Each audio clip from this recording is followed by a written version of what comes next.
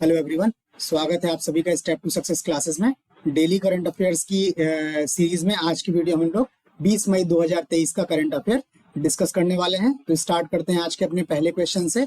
आज का पहला क्वेश्चन है, हाल ही में जारी विश्व आर्थिक स्थिति और संभावना रिपोर्ट का नाम है विश्व आर्थिक स्थिति और संभावना रिपोर्ट के अनुसार विश्व अर्थव्यवस्था के 2023 में कितने प्रतिशत तक रहने के अनुमान है। इसमें जो है वो किसी देश विशेष का नहीं, जबकि पूरे विश्व की अर्थव्यवस्था की आपको ग्रोथ रेट बतानी है। ऑप्शन है आपके पास 2.4%, 2.2%, 2.3% और 2.1%। तो इसका जो सही जवाब है वो ऑप्शन सी है, 2.3 या 2.3% जो है वो वैश्विक अर्थव्यवस्था के वृद्धि की दर जो है ये रहने वाली है। ये रिपोर्ट जो है विश्व आर्थिक स्थिति और संभावना रिपोर्ट के अनुसार ये है। ये रिपोर्ट जो जारी की गई है ये यूनाइटेड नेशंस या संयुक्त राष्ट्र द्वारा ये जारी की गई है। इसके अनुसार वर्ष 2023 में 2.3% और 2024 में 2.5% का है ये बढ़ने का अनुमान है, ठीक है, वैश्विक अर्थव्यवस्था का। और इसी रिपोर्ट में भारतीय अर्थव्यवस्था की जो बात है उसमें बोला है वर्ष 2023 में भारतीय अर्थव्यवस्था का जो वृद्धि दर है, ग्रोथ रेट है, वो 5.8%, 5.8% या 2024 में 6.7% तक बढ़ने की उम्मीद है। इसके अलावा भारत की जो मुद्रास्फीति है वो 5.5% से कम रहने की उम्मीद है। लेस देन 5.5% जो है वो भारत की मुद्रास्फीति रहने की उम्मीद है। ठीक, तो ये रिपोर्ट हो गई। नेक्स्ट क्वेश्चन पे चलते हैं। नेक्स्ट क्वेश्चन है, अमेजॉन वेब सर्विस, ठीक है, अमेजॉन वेब सर्विस ने वर्ष 2030 तक भारत में क्लाउड इंफ्रास्ट्रक्चर में कितने बिलियन डॉलर का निवेश करने की योजना की घोषणा की है। अभी अमेजॉन वेब सर्विस ने जो घोषणा की है आपको बताना है ये कितने बिलियन डॉलर की घोषणा है। ऑप्शन है आपके पास 12.8 billion dollar, 12.5 billion dollar, 12.2 billion dollar और 12.7 बिलियन डॉलर। तो इसका जो सही जवाब है वो ऑप्शन डी है, 12.7 बिलियन डॉलर इन्वेस्ट करने की योजना की जो है अमेजॉन वेब सर्विस ने ये घोषणा की है। ठीक है, इसमें क्या है, क्लाउड प्लेटफॉर्म क्या है, 200 से अधिक सेवाएं प्रदान करता है जिसमें स्टोरेज, रोबोटिक्स और आर्टिफिशियल इंटेलिजेंस जो है शामिल है। बाकी आजकल लगभग सब लोग जो हैं वो क्लाउड प्लेटफॉर्म के बारे में तो सब लोग लगभग जानते ही हैं, डे टू डे यूज में आजकल लोग कर ही रहे हैं इसको। इसके अलावा ये क्या है, यह प्रत्येक वर्ष भारतीय व्यवसायों में अनुमानित औसत 1,31,700 पूर्णकालिक समकक्ष नौकरियों का सृजन होगा। ठीक है, भारत में जो है वो एवरी ईयर क्या है 1,31,700 जो है वो फुल टाइम जो है क्या है वेजेस का सृजन करेगा। ठीक, नेक्स्ट क्वेश्चन पे चलते हैं। नेक्स्ट क्वेश्चन है, हाल ही में किस ऑपरेशन के अंतर्गत भारतीय नौसेना के पोत राहत सामग्री लेकर यंगून, म्यांमार में शहर है रंगून या यंगून इसका नाम है, बाकी इसको जो है वो रंगून के नाम से भी जानते हैं। ठीक है, और रंगून शहर जो है पहुंचे हैं। आपको बताना है कौन सा ऑपरेशन है ये।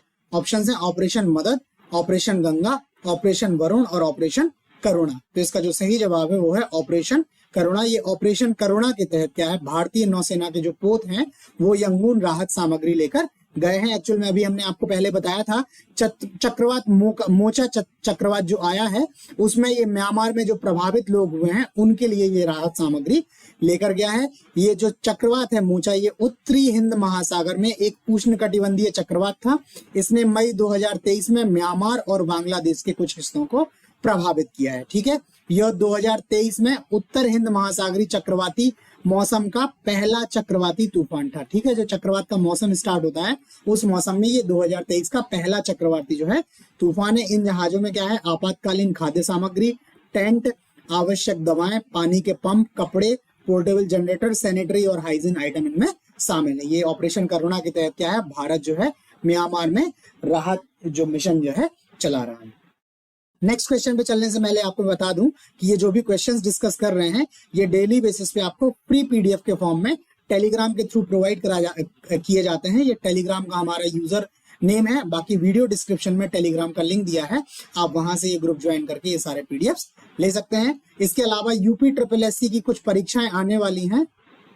ठीक है, यूपीएससी की कुछ परीक्षाएं आने वाली हैं जिसमें एक वीडियो की परीक्षा है, एक जूनियर असिस्टेंट की परीक्षा है, एक पैट की परीक्षा है। तो इन परीक्षाओं के दृष्टिगत 500 बहुत से जो बहुत महत्वपूर्ण प्रश्न है सामान्य अध्ययन के, उनकी जो है श्रृंखला स्टार्ट की है। उसके आपको 10 वीडियो मिलेंगे 50-50 क्वेश्चन के। वो कुछ वीडियोस भी जो है चैनल पे अपलोड हैं। अगर आप लोग इन परीक्षाओं में बैठ रहे हैं तो आप वो वीडियोस देख सकते हैं। बाकी पीसीएस की और भी जो परीक्षाएं हैं, स्टेट सर्विसेज की जो भी एग्जाम्स हैं, उनमें भी ये एसएससी वगैरह के लिए भी ये क्या है, इंपॉर्टेंट है। ठीक, नेक्स्ट क्वेश्चन पे चलते हैं। नेक्स्ट क्वेश्चन है, हाल ही में भारत और किस देश ने स्टार्टअप एक्सचेंज प्रोग्राम क्या है, लॉन्च किया है। एक स्टार्टअप एक्सचेंज प्रोग्राम लॉन्च किया है भारत ने। दूसरा देश का नाम बताना है किस देश के साथ। ऑप्शन है मलेशिया, थाईलैंड, बांग्लादेश और साउथ कोरिया। तो इसका जो सही जवाब है वो ऑप्शन सी है। भारत ने क्या है, बांग्लादेश के साथ ये जो है स्टार्टअप एक्सचेंज प्रोग्राम जो है स्टार्ट किया है। इसमें बांग्लादेश के 50 स्टार्टअप्स, ठीक है, 50 स्टार्टअप्स जो है बांग्लादेश के, और भारत के 50 स्टार्टअप्स जो हैं ये एक दूसरे के देश में यात्राएं करेंगे और साझा सहयोग को क्या करेंगे, विस्तार करेंगे। इनमें ई कॉमर्स, स्वास्थ्य, परिवहन, लॉजिस्टिक, ऊर्जा, शिक्षा और कौशल विकास से संबंधित स्टार्टअप्स शामिल हैं। ठीक है, व्यापारिक संबंधों को बढ़ावा देना, ज्ञान और अनुभव साझा करना तथा युवाओं का उत्साहवर्धन और उद्यम संबंधी सहयोग करना भी इस कार्यक्रम के प्रमुख उद्देश्यों में शामिल है। ठीक है, नेक्स्ट क्वेश्चन पे चलते हैं।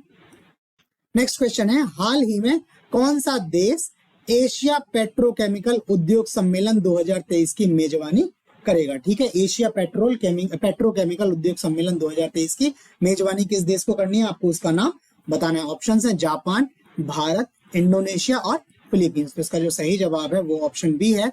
भारत ही जो है वो एशिया पेट्रोकेमिकल उद्योग सम्मेलन 2023 का क्या है, मेजबानी करेगा। ठीक है, ये इसका जो है सम्मेलन का 41वां संस्करण है। ठीक है, मतलब 40 सम्मेलन ऐसे पहले हो चुके हैं, ये 41वीं बार हो रहा है।